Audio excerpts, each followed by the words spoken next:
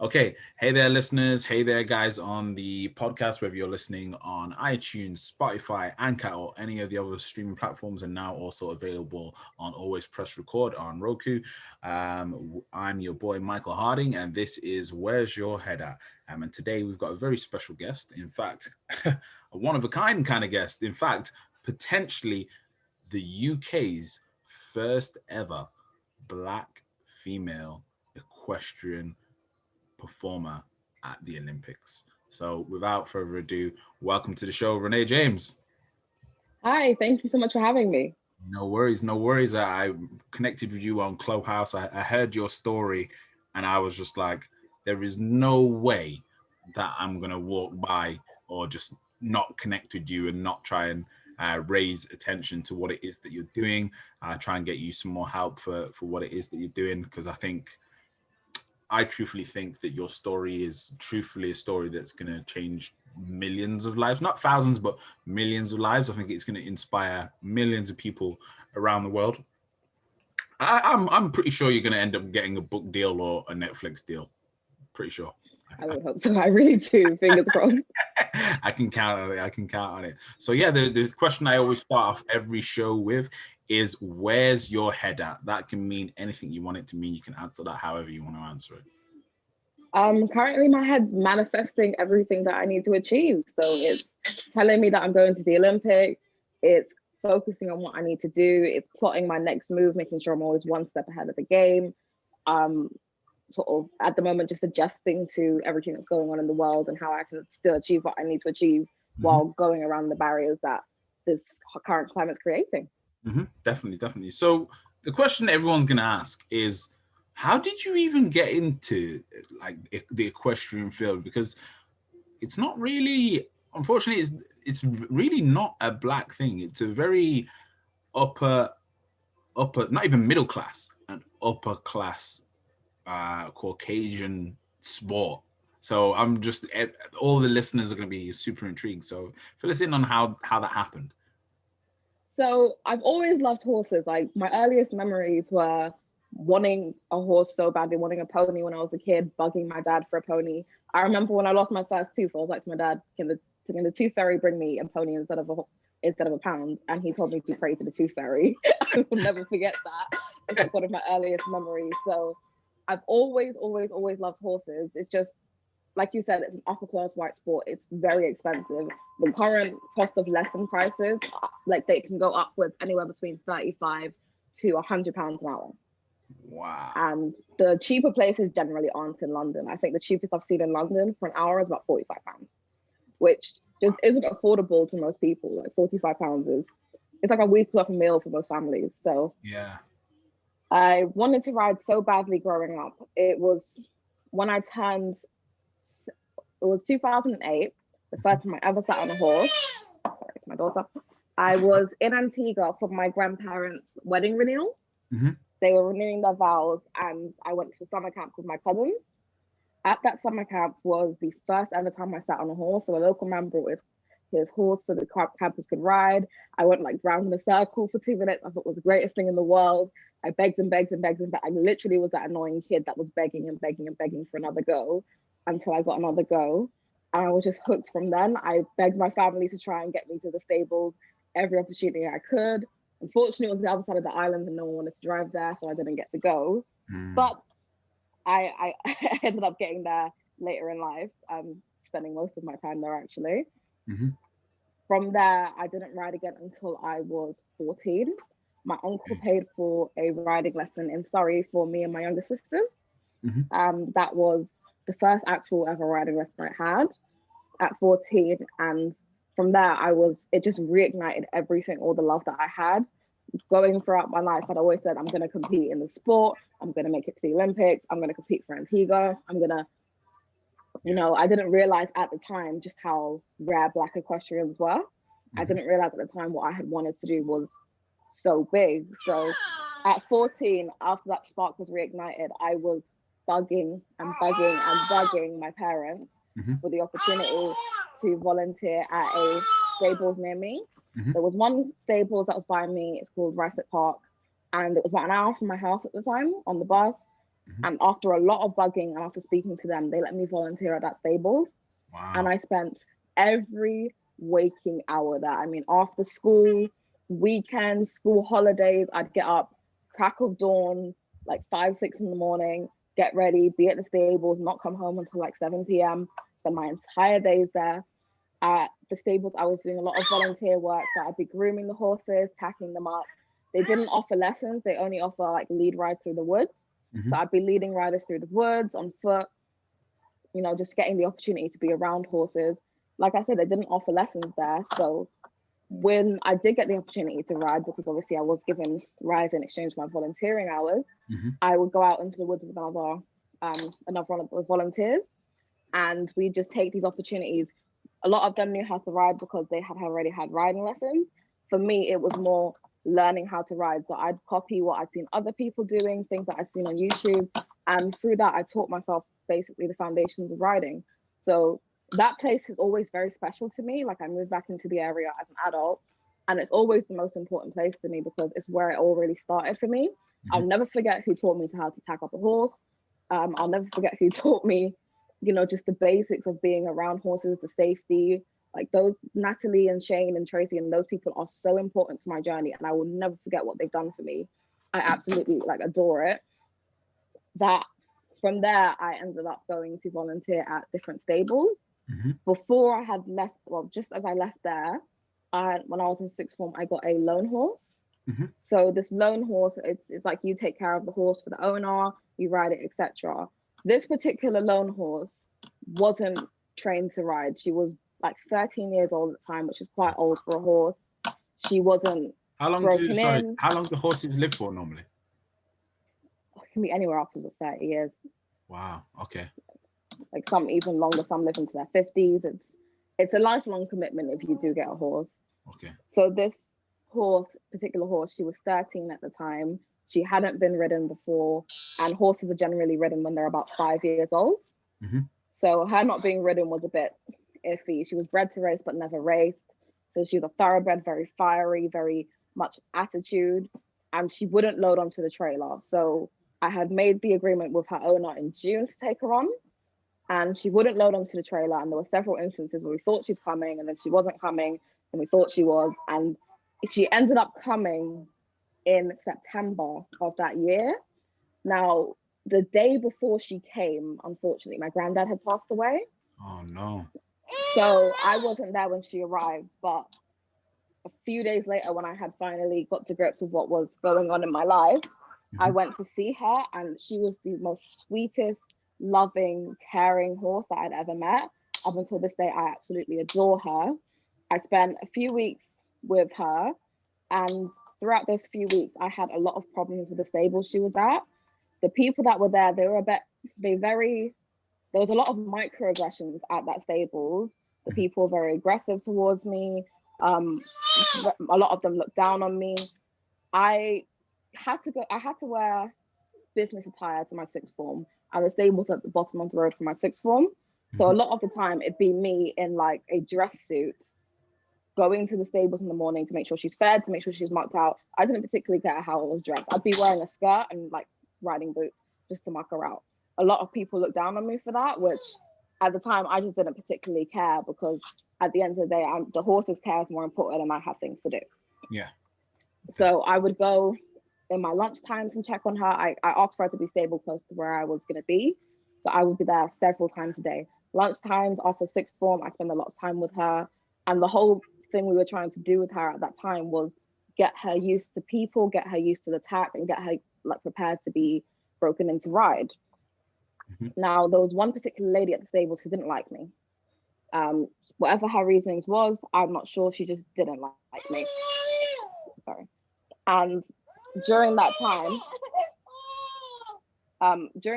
she would look on me quite funny. She's had a whole attitude about her. So one day I had gone down in my lunchtime, again in business attire, and I had said, I'm going to take the tack out to get her used to it, just to get her used to the feel of it, get her used to, everything about it, the smell, and just get her used to being with it. Now, me and the owner had agreed, because at the time it was dangerous, because at the time, just insurance reasons, I wasn't going to ride her. until she was properly ready. I was just to get her used to the tack, lunge her, keep her exercised. This lady had then gone and told the owner that I had tried to ride the horse. I kept coming to the stables inappropriately dressed. I wasn't taking care of her. I was abusing her. And all of these false allegations, which the owner believed this woman over me. At the time, I believe I was about 17 years old, 17, just about 10, 18. And this lady was making all these false allegations against me. I was in a very fragile state because I had just lost my granddad and I was preparing to travel for his funeral. And the owner believed her over me and said she doesn't want me to take care of her anymore, which really broke my heart. I saw her about 3 or 4 more times just because I knew where the stables was and I just walk in there to see her. And when I went to Antigua for the funeral, when I came back and I went to see her the first day I was back, I was told that the owner had moved her while I was away, which was really heartbreaking for me. I've never seen her up until now since. And for a while, the owner did try and tarnish my name, like just on Facebook groups and stuff when I was looking for other loan horses. And it was a lot of back and forth of me trying to defend myself and just being hit against. So it was a really difficult time for me and it really knocked my confidence at that point. After that, I started volunteering at other stables just to get lessons because I found working for lessons just wasn't affordable. When I turned 16, I took on my first part-time job. And with that part-time job, I could afford 1 lesson a month. So I took that 1 lesson a month and I started volunteering at other stables as well. I went through a lot of different stables just because people were there was a lot of microaggressions. I get looked at funny because there was nobody that looked like me. The first stables I volunteered at, there was one girl that looked like me that was there for work experience. And funny story, about 5-6 years down the line, we actually found out we're cousins. Which was it was like, oh, that explains a lot. So I think in the UK before I turned 18, I saw 1 Black person riding, and it was as I started to go to more and more stables and I started to get more and more funny looks, a lot more aggressive behavior towards me. I started to realize, okay, there's really not people that look like me in the sport, and it took me a while to realize that, and I felt very uncomfortable in certain situations. I moved stables a lot because I felt very, very uncomfortable. People looked down on me. People always underestimated me and my skills because, they just didn't think people like me rode. And I would have better riding abilities than some people, but they wouldn't let me ride certain horses because they thought I was a beginner. And there were other situations where people would try and put me on dangerous horses just for their own amusement, which could have potentially killed me. Like some of these horses were incredibly dangerous. It'd be like my first week at a yard. I don't know all the horses yet. They know like my riding ability. They know what I'm about, and they'll try and put me on a dangerous horse, which could potentially injure me. Like one of these horses actually went to throw me, but I was strong enough of a rider to manage to stay on. And it just meant that I moved from yard to yard to yard several different times. There were a lot of people that I'd go to look for loan horses and then I get turned down as soon as they see me. Like it was very much distressing growing up, like just trying to fit into this world to the point that I realized I'm just not welcome there. I think the worst thing that's, I've dealt with a lot of racism, direct racism, indirect racism. I've been called every single racial slur you can possibly imagine. But the one that hurt me the most, I went to a show and I was riding a really sweet little pony, and there were people snickering. People's like, I can hear people side eye saying, is she a groom? Like, whose horse is that? Why is she riding it? And then this girl came up to me and called me crook in reference to the book of Mice and Men, which really, really, really, really, really angered me. Now, can be a very petty person when it comes to those sort of things. So what I did is I knew she was I could see like we have a board up with everyone's names and numbers and who's riding when. I could see we were riding in the same class. So I waited until after I beat her in competition to report her, so she got banned from the rest of the competitions. But I just wanted that one little petty edge, like, just remember that I'm better than you. Like, you can call me whatever you like, but remember, I am better than you and I do belong here. And, these sort of experiences just go to show you not every community is your community. when I turned 18, I took an opportunity to study abroad in Antigua, which was the best decision of my life. I went abroad to Antigua in October 2017, and I lived there until August 2019. And over those 2 years that I was there, I had the best time. When I first moved to Antigua, I really, really, really wanted to ride. And my grandma, I was living with my grandma. My grandma's very much old school. She's like, focus on your studies, make sure you do school first. So I was trying to find every possible loophole I could to get to the stables. There's this one particular stables, which is in a part of Antigua called English Harbour, which I've always wanted to go to because they do swimming with the horses and they do all these great activities. And when I was doing my school program, I was doing the IB diploma program. And part of that is something called CAS, where you have to get creativity, action, and service hours. So for my action hours, which was like doing something physical, I was like, okay, I can do horse riding, which works out really well for me. I rode at the stables once a week. I was lucky enough that I have an uncle that lives in Antigua, who I'm very grateful for. He paid for my lessons every single week, would drive me there first thing in the morning on a Saturday to do my lessons. Now, because I had so much problems here when it came to riding, and because I had to teach myself how to ride to begin with, I had developed a lot of bad habits that I didn't realize at the time. So when I went to ride in Antigua, it was very much a humbling experience for me, because it's like, you need to go back to basics because you have a lot wrong with your riding. That's what the coach said to me. She's like, you know, you've overestimated yourself a bit. You've not learned this, you've not learned that, which is understandable because those are the sort of things that people will learn growing up, like in pony clubs and stuff, which I wasn't doing, which was, you know, it was completely understandable. So she took me right back to basics. So I spent about 2 or 3 months completely back to basics before she moved me up to the next group. And, you know, like I said, it was a very humbling experience. I learned absolutely a lot there. And I just fell in love with the island. I fell in love with everything about the horses. In the school that I was at, I met another girl called Janet. She had actually her own stables because she also rode. You know, she does still ride. And she had her own stables and her own horses that her parents had imported to her, for her to the island from like I think 2 of them were imported from Canada. And then several other horses that she'd pick up and rescue. So I spent a lot of time at that stables as well, where we'd just take horses off the road, like ones that we saw were mistreated, or at one point started like buying horses off the track and things like that, just to give them a better home. We took in a lot of animals. I remember one day we were driving to her house from the stables just after having like a day at the stables, and we saw a sheep. And this sheep his mom had been hit by a car, and it was just next to the mom just crying on the side of the road. And we both drove past, and then we just immediately drove back. We're like, we can't leave it there. So we went. I remember sitting in the back of her pickup truck holding a sheep that was trying to fight me, that was covered in blood, just because we had that such love for animals. So, you know, I spent a lot of time at the stables caring for the horses, running pony clubs. I actually started teaching like younger kids to ride as well when I was in Antigua, you know, passing my skills on to the next generation, teaching them the basics of riding. We had so many kids that would come after school. I think altogether I had about 16 different pupils that I just teach on a weekly basis, which was wonderful. I still did my riding lessons at Spring Hill, which was the big stables in Antigua. I started competing more, and it developed me so much more to the point that I knew within myself, I 100,000% have to go to the Olympics. I have to compete.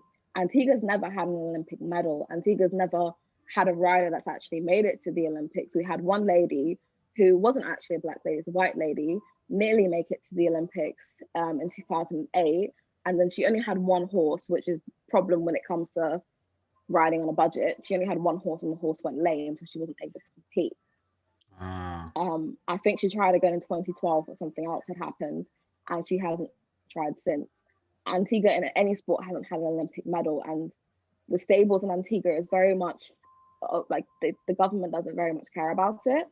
You know, they were offered loans and grants by like the federation to build a really nice stables there, and all the government had to do was provide them with just the equipment, like the machinery to help them, you know, use the money and build what they needed to. And the government wouldn't do that after a lot of begging, pleading, publicity from the riders. So I have said to myself, like, I want to give back to this community because I know Antigua can be the equestrian hub of the Caribbean given the right blossoming. So I had said to myself, okay, I know if I can achieve this goal, it will put Antigua on the map. I know that if I achieve this goal, I will be for Antigua what Usain Bolt is for Jamaica. It will give them a complete edge, and it will help not only boost the stables there, but also boost the country's economy, because Antigua's economy relies entirely on tourism. Right now, a lot of people are suffering with the pandemic because they physically, there's no work. So I want to help just build my island, because this is where my family's from. This is where my dad grew up, where my grandparents live. I want to give back. At one point when I was younger, I wanted to compete for the UK, but after facing so much hate, so much racism, and just realizing that I'm not welcome here and in the UK riding community, it just made me feel like, why would I compete for you? Why would I give you all the glory to the rags to riches story from the poor little black girl who comes and competes in the Olympics? I don't want to give you that victory when it's not yours, when you've done nothing for me. It's funny you say that, because I had a conversation about identity before with my last guest. He's from a Pakistani background, but he doesn't identify. So I normally identify myself as British, but he decided that he doesn't really identify himself as British. He identifies himself as Pakistani first, because he feels that any accolades that he gets, the British would always come first, and his true heritage and his ancestors would be forgotten.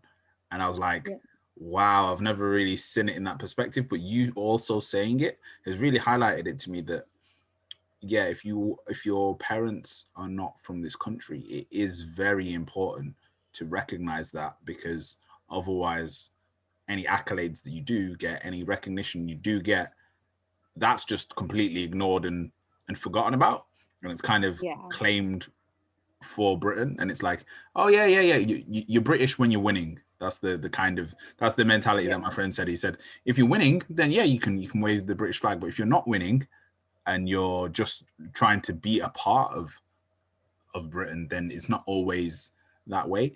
It's really inspiring what you're saying, especially being as you've got a daughter. Having a child, has that made an impact on your kind of drive to achieve this goal? It really has, because I want it to be for her that if she wants to do something, she doesn't feel like she can't achieve it just because the odds are stacked against her. Like, there is every single odd stacked against me right now. There's the finances, there's the fact that I started late, there's people saying, well, I wouldn't achieve this within the next 20 years because, you know, for most riders, they're riding for 20 odd years before they get the opportunity, where I'm saying, I can do this. If you gave me the resources right now, I would beat all of you in competition. I know that for a fact.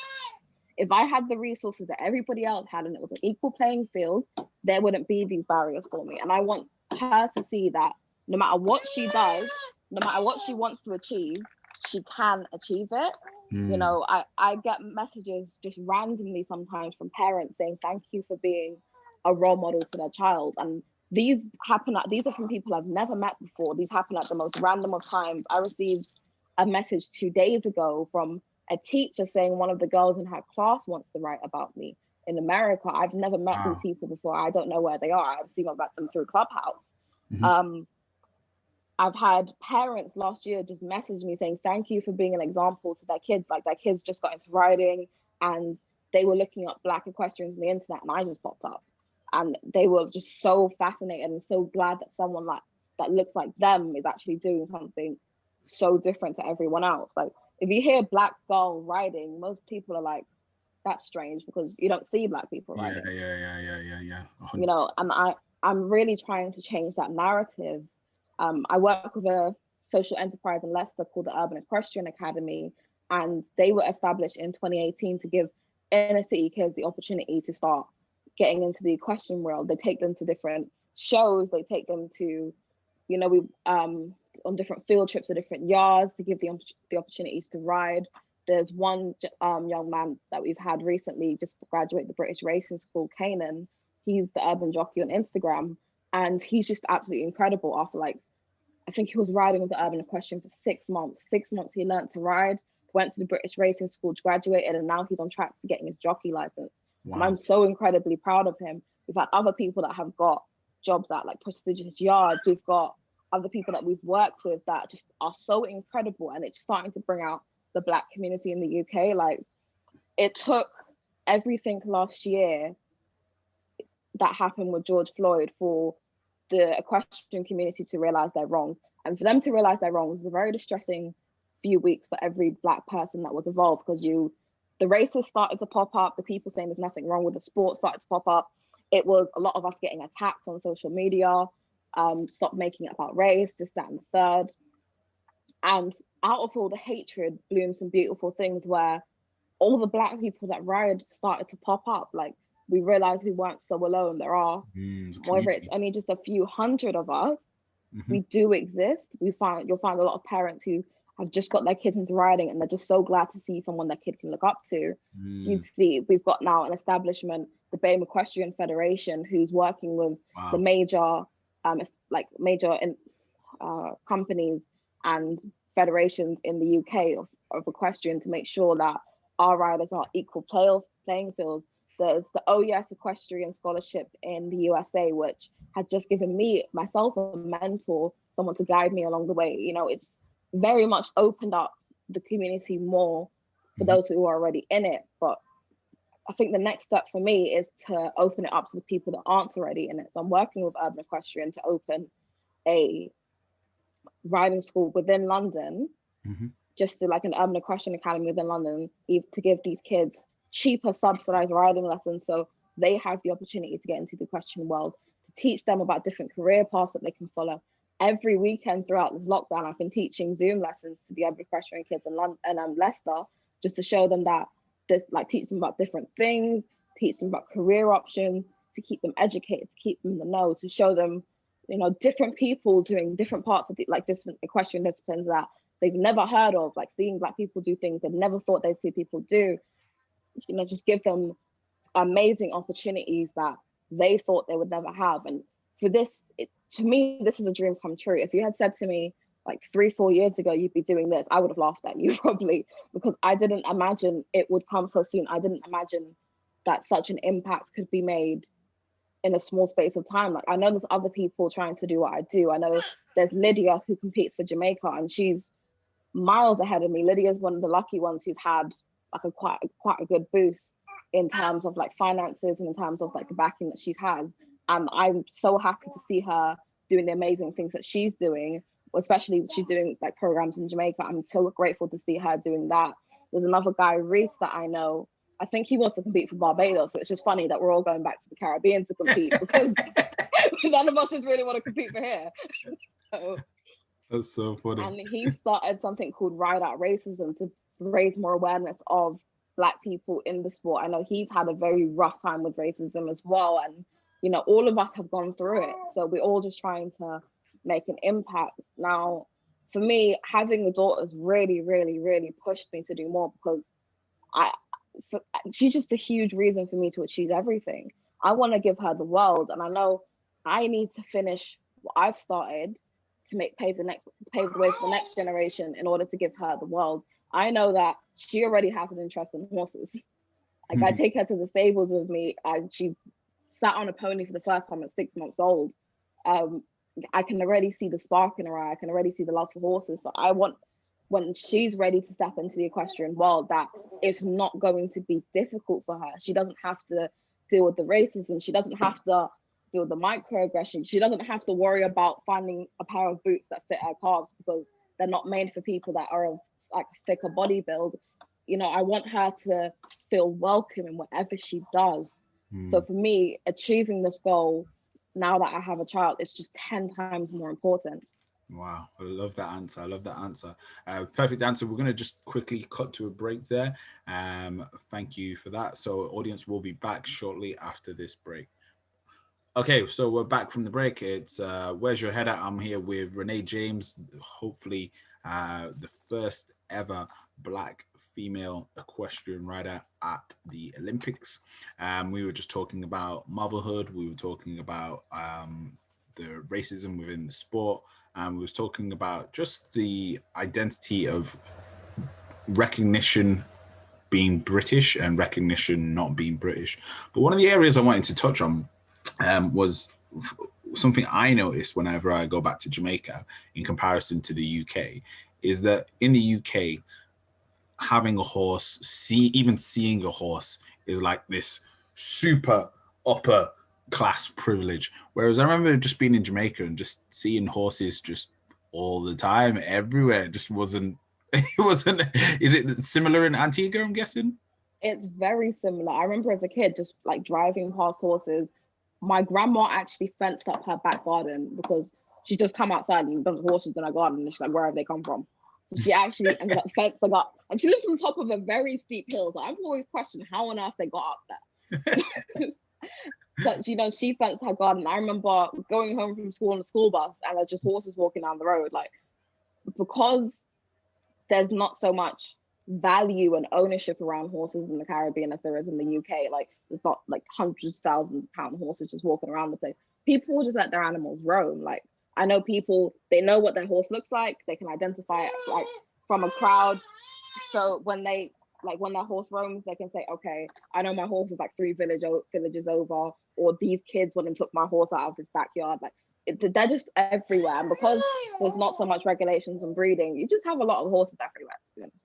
Okay, that's what it is. I couldn't figure it out. It was one of the biggest, like, shocking, like, cultural changes for me when I first went to Jamaica. That I was just like, hang on a minute.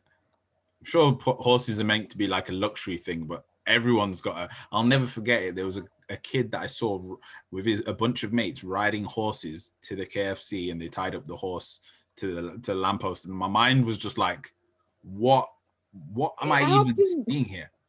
It happens a lot. Like, I remember one time I was like to my friend, can we ride to KFC? And she's like, it's like 5 miles down the road. I'm like, can we wait till it's a bit cooler and ride to KFC? Yeah. Cars are expensive in the Caribbean. Horses are a great form of transport. Especially for kids who can't drive. No one's regulating you for riding a horse on the street. It's normal. Yeah, it just makes sense. And a lot of people use them for tourism. That would happen here. I think I don't know what state it is in America, but I know there's a big community of like black cowboy horse. Is it Compton? Yeah, the Compton Cowboys. Okay, yeah. I remember hearing about this and being like, whoa, that's amazing. Imagine like a community of black guys all riding horse. And I think it was in a music video as well. And like there was definitely like a short documentary. I know Idris Elba's got a film coming out about it.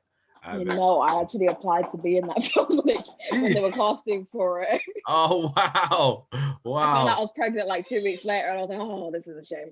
Oh, fair enough. Everything happens for a reason. But yeah, I think without a shadow of a doubt, you're very likely going to get your own show. I think your story and your journey, regardless of the outcomes that happen from here on in, is too inspiring. It's just too.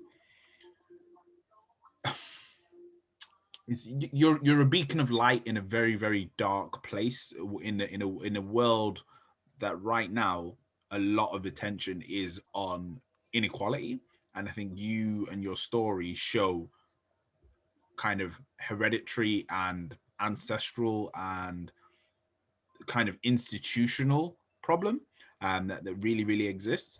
So yeah, for our listeners, where can they contact you? Where can they find what you do? The best place to contact me is through Instagram. My Instagram is ebony_in_equestrian.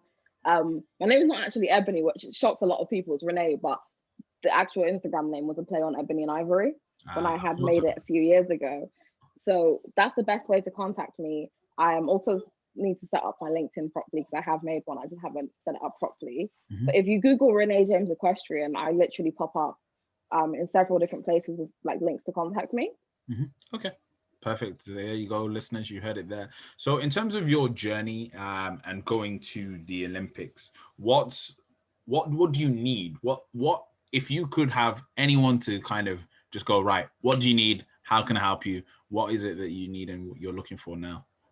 So I priced it up. It's going to cost me £200,000 to get to the Olympics, which is an incredible amount of money. At the present, what I need is a competition horse. So I'm crowdfunding at the moment.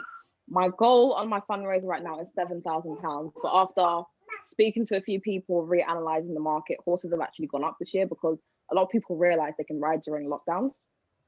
So the value of horses actually went up. So it was originally £7,000. I'm now going to have to up it to 10, which makes it a bit more difficult. But right now I need to crowdfund to get one horse. From there, I need to get equipment. Now I've realized mainly through Clubhouse that social digital currency is so valuable. I know that from I get a horse and I can start creating content, my followers will go up. And then from my followers go up, it's easier for me to approach brands and work with, like, there's an equestrian sponsorship lady that I'm in contact with. From I have like a solid following, I can start getting sponsored for equipment, which will help me along that way. Then the next part for me is working to get sponsorship for my training. So I know once I have a horse, that is like the key thing right now, to get that horse. Once I've got that horse that I can compete on, I can start approaching businesses saying, this is what I want to do. Would you be willing to sponsor me for like one lesson a month? You know, if I can get 3 or 4 businesses to sponsor me every month, that'd be amazing. Because then, you know, as an athlete, you can give back to the community. My network right now mainly consists of other athletes, including people that have actually competed in the Olympics. So I know that I have a lot to offer brands if they are able to support me. It's just other little things, little bits and pieces along the way. So it's training, it's competition fees. At present, I have decided that if I can get a horse this year by like April, May time, and rack up enough competition experience, enough points, I'm going to go to the US next year for 4 months and compete in the US, just so I can get experience on both circuits, because technically I'm competing in Central America and the Caribbean, but I can compete both in Europe and the area. So right now it's just getting the financial backing to do everything. Like I said, it's an incredible, it's a 6-figure number that I need to get to achieve this goal, which I know along the way I can find shortcuts and get equipment and things like that, which will lower the number, but it's still incredibly large. So it's just getting that financial backing and finding new and innovative ways to get it, really. Like, I've started crowdfunding on a platform called Make a Champ, which is like GoFundMe, but specifically for athletes. So they offer you opportunities to give back things to your supporters. And then I'm working with quite a few people that are influential in Clubhouse to run like the first ever Clubhouse crowdfunding week, like several different rooms, really influential people to run, you know, a crowdfunding week, see if I can get as many people as possible to support me, playing different games, doing different things.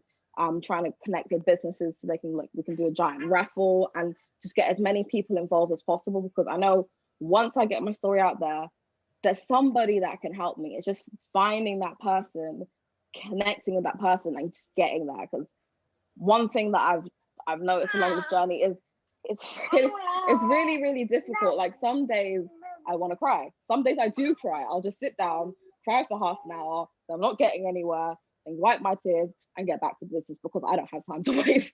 And I know that if I keep pushing, something will change. Like, there's no point. One thing I say to everyone who's coming up with anything, I'm like, just don't give up, because you might be an inch away. Like, imagine you're digging for diamonds. You might be an inch away from that diamond, and you give up. So I always say, keep pushing, because eventually it will pay off. What you say and what you do, your actions manifest things very much. If you keep saying you can't do it, you won't do it.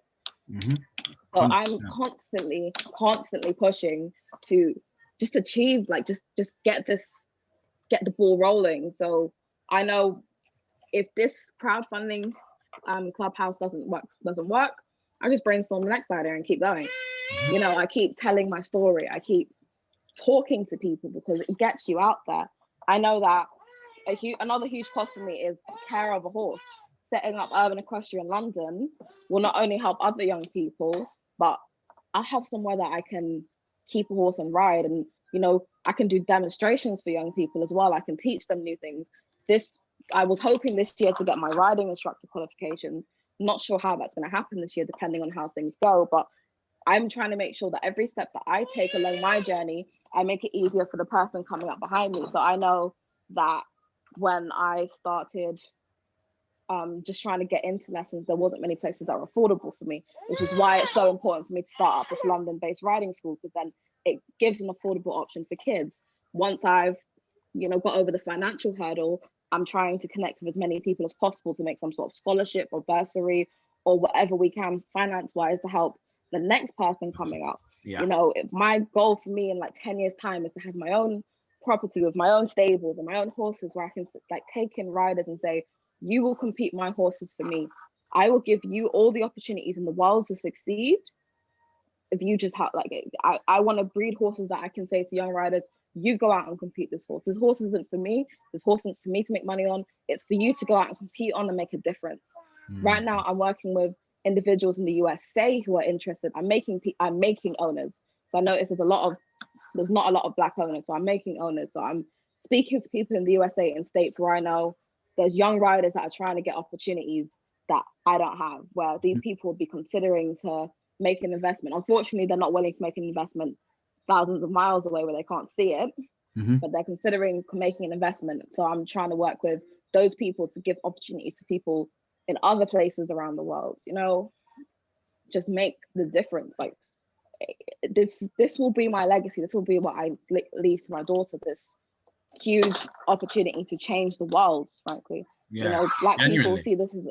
people see this as an upper class white sport because we haven't been given the opportunity to get involved. I'm now giving everyone the opportunity to get involved and see what all the fuss is about, because it's absolutely incredible. Yeah. Okay. I'm totally, as you know, I'm a massive fan. I'm singing your praises and trying to connect you with as many people that I have in my network. And that's one of the main reasons I wanted to record this episode with you, just so I've got something to send out to people and say, look, check out this story, check out Ranee. It's an incredible opportunity for her, for the Black community, not just in the UK, but globally. I think you are once people know it's possible to even compete, people are going to be like, oh, actually, I want my daughter to do that, whether they're from Mozambique, whether they're from Rwanda, whether they're from Jamaica, whether they're from the UK, whether they're from America. You're going to open up a doorway to, because it's not like there's not rich and affluent Black people. There's countless Black billionaires and countless Black millionaires. So the financial side to Black people competing in this sport isn't an issue. However, what seems to be the issue is the idea of it not being our place. And the question I ask in 2020 and 2021, does that really exist? Is there something that shouldn't be someone's place because of their race? I personally don't think so. And I think that's why it's very, very important for as many Black people as possible to get behind you, get behind your story, and to push you up onto our shoulders and help you to achieve. Because once you do achieve, it opens the doorway, not even just in this sport, but it opens up the doorway to people kind of going, okay, hang on a minute. Why don't Black people do this? I think it's like the equivalent of Tiger Woods. Like, golf wasn't really a Black person's sport, but now people only think of golf as, you think of golf, the first person you think of is Tiger Woods. And I think Lewis Hamilton as well. He's completely paved the way. Exactly. So it's a case of, look, these sports weren't for us, but now that we're in them, we're dominating. So I think it's a case of the same thing will happen in the equestrian space. If that's what people are foreseeing and that's what they're fearful of, and that's why there's such disdain and negativity towards you, fair enough. Each to their own, and with their opinions, their biases, their beliefs. Unfortunate for them for not being open-minded. But yeah, in terms of, talk to us a little bit more about the academy and the school. How's that? So are you already a part of the Urban Equestrian Academy? Yeah, I'm already a part. I mean, brand ambassador for the Urban Equestrian Academy. I've spoken about her many a time. We did a segment with all the brand ambassadors at Olympia Horse Show in 2019. Okay. Unfortunately, it was cancelled last year. I'm also working with them, like I said, to set up an academy in London. So what they do in Leicester is incredible. There's so many kids that they give opportunities to. Just these kids are from estates. These kids are from places that you'd never expect to see kids that ride horses. Like my boss, Freedom Zampaladas, he's absolutely incredible. He just ride a horse through a city just to show kids, like, hey, look, there's a Black man on a horse. You can do this too. I think he was organizing something in August where we all just go out and ride like through the city. And I look forward to these things, and I look forward to showing like I'm bringing this to London and showing kids, like, look at the amazing things that you can do, look at the amazing things that you can achieve.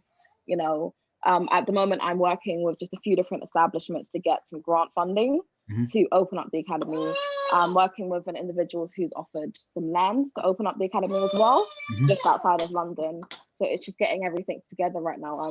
A lot of the funding that we wanted to get originally isn't available because everything's been sort of pushed towards COVID funding at the moment. So it's just about finding the grants and opportunities that we have available to us and getting things rolling. Like ideally, I want to get the ball rolling by summer. Oh, wow. So perfect. You know, ideally, if I can, I want to get the ball rolling by summer.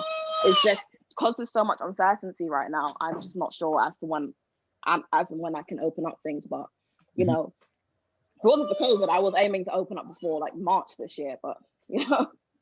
So just working, getting everything rolling, like a lot of it's planned, a lot of different things are done. It's just getting that seed funding there and, like I said, getting the ball rolling, and that will be my personal passion project. So I know I already have a great team of people that are going to be involved in that, but it's going to be a lot of, I'll be running sessions, I'll be at the stables twice a day, every day, making sure all the horses are fed, making sure everything's sorted, running sessions myself, ferrying kids up and down the place, you know, just making sure everything runs smoothly, and working with the team that I'm going to be building, and anybody else who wants to volunteer, and the other individuals. You know, I have a lot of interest when I speak to people about it, the people that want to get involved. You know, just get the whole community involved. Reach out to as many kids as possible and provide as many opportunities as possible. I think because London's so big compared to Leicester, we were going to focus on one area of London to begin with, at a time, and just spread it out. So just working to get the foundation there and then spreading out across London to give opportunities to everyone as possible. Everyone. I think people will travel. I definitely think people will travel to come and be there. So in terms of the Urban Equestrian Academy, is that what you would recommend if someone's got a son or a daughter that they want to get into equestrian sports, or and they live in a city area, or in Leicester, like you said at the moment, because it's only in Leicester? Is that what you would recommend them to check out and to look at? Yeah, I would definitely recommend they check it out if they live in Leicester. There's a very similar establishment called St. James City Farm, I believe it's called, that's up in Gloucestershire. And in London, there's already an establishment in Brixton, but they only deal with people within a 2-mile radius of them, called Ebony Horse Club as well. So these are the great things to get your kids involved in. You know, if you have older kids, lessons aren't affordable, but places are always looking for volunteers. And I would recommend anyone who wants to get into riding, it's the best way to do it, because, you know, you have riding lessons, but you arrive, your horse is already brushed, your horse is already tacked up for you. Volunteering gives you the side of riding that you just don't see from lessons. It gives you so much valuable skills, especially if you want to pursue a career in that. You know, you need to have these skills. So I'd recommend anyone who's like, I know most places take kids from 13, anyone who's older, definitely get them into a volunteering program. You know, anyone who's in school or not doing so well in school and they want to progress in the career, working pupilships are a thing where you can gain qualifications while working with horses. And, you know, there's so many opportunities out there now that weren't there before that will give you the chance. You know, everything has its pros and its cons, but once you have your foot in the door, just keep an eye on things that I'm doing that other people are doing, because the whole climate's changing now to make it more favorable towards you. Whereas a lot of these things at the time I was doing them wasn't very beneficial to people like me. But would you say even the same thing applies to schools? So say, for example, a PE teacher that's working in a city area and they're looking to diversify because obviously because of lockdown, they can't have kids doing certain sports. Would you recommend any teachers to open up there and look for equestrian stuff for young people to do? Yes, definitely. I know with the full lockdown right now, equestrian, unless you like have a private horse, you know, you can't go to riding schools aren't open. But I know when we were in tier 4, riding schools was one of the few establishments that were actually opening and operating as normal. Okay. So they see, for the most part, they're quite COVID proof, but at the same time, because of COVID, a lot of them are at risk. So it's about looking out there. There are places. It's going to take a lot of research. I'd recommend getting into Facebook groups, because most of the equestrian community is on Facebook, and just finding what you can in your area. Okay, fantastic. So in terms of we spoke a little bit about your GoFundMe. So in terms of you starting your franchise of the Urban Equestrian Academy in London, if there's an investor listening to this and they're interested in investing in that project and helping you to start this franchise, or maybe even starting a franchise of their own in, say, for example, Manchester, Birmingham, Leeds, I can't even think of any cities, but yeah, any other cities, and doing it in partnership with yourself, how would they contact you? What's the best way to approach you for that? I think that's the best way to get involved in anything urban equestrian is through the urban equestrian Instagram. We're all it's that at the urban equest. We're all very much connected. So when things go through to the Instagram that are relevant to me, they'll get sent to me, or occasionally I'll log in, have a look and see what's going on. But anything relevant to me will get sent to me. Or if you like want to open up a franchise, you get directed to my boss. Like we're all very much that Instagram will connect you to whoever you need to be with spoken to. We all very much like connect to where we need to be. Okay, and again for the people that are listening, so the Urban Equestrian franchise, it comes under a community interest project, right? I believe so, yeah. Yeah. It's a social enterprise, so we can operate, under that structure. Yeah. Okay, perfect. Yeah, this has been an incredible story, really motivational. So question is what would you say is something that you can do now that you couldn't do before? Well, things like this, just openly talk about it, because before I didn't feel like I could actually openly talk about like my story. Things that I can do now that I couldn't before as well is walk with my head up high in the sport. Like these are the things that you just underestimate. Like I used to be so timid when it came to anything about riding. I used to walk with my head down at the stable and I just didn't make eye contact with people. So, you can just be a lot more confident in your own skin now and a lot more happy to be different. In terms of opportunities in the equestrian world, still very much a sticky situation. Like I said, I'm crowdfunding to get the competition horse that I need, but I know that the climate is changing and so many different things are in the work with so many different people that I know that this will be so much more accessible to people in the near future. 100%. I will make sure of it. Oh, wow. Personally, I'm making sure of it. I'm calling it the same thing that's going to happen to the gentleman that I had on the other day. I'm calling it that you're probably going to get asked if you want an MB or a dameship, whether you want to accept it or not. Will be totally up to you. But I'm calling it from now that in the next 5 to 10 years for your contributions to the United Kingdom with expanding the equestrian sport, I think definitely you're going to be recognized for that. And most definitely when we see you representing Antigua, without a shadow of a doubt, there's going to be a lot of recognition there. Not even just in Antigua. I think the true scale of your story is what the moment you are even in that opening parade for the Olympics, and the commentators are saying, look, this is actually the first ever Black female equestrian athlete. Straight away, there's going to be people that are going to want to make a documentary on that. There's going to be people that are going to want to suggest it to Netflix as a show. And I think that I've been calling it. I'm saying when the movie of my life comes out, I want Sky Jackson to play me. I've already planned this out. Like I'm manifesting it. There we go, Sky. You heard it.